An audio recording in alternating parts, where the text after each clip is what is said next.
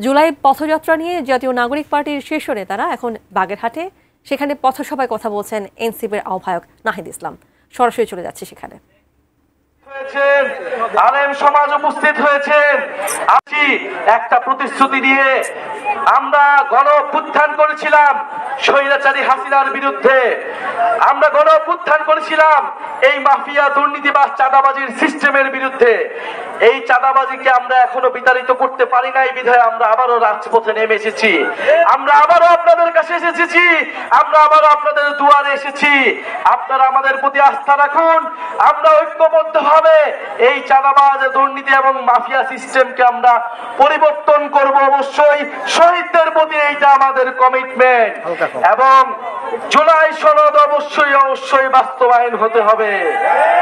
জুলাই ঘোষণাপত্র অবশ্যই বাস্তবায়ন হতে হবে এবং এটা এই জুলাই আগস্ট মাসের মধ্যেই হতে হবে।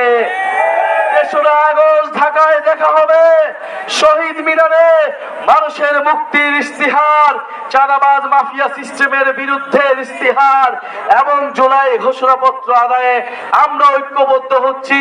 বাগেরহাটবাসী আসবে, এই স্লোগান হবে, এই ক্ষমতা না জনতা, ইয়া প্রশ্ন সংগ্রাম, দালালি না রাজপথ, অ্যাকশন টু অ্যাকশন, বাগেরহাটের অ্যাকশন, চাঁদাবাজির বিরুদ্ধে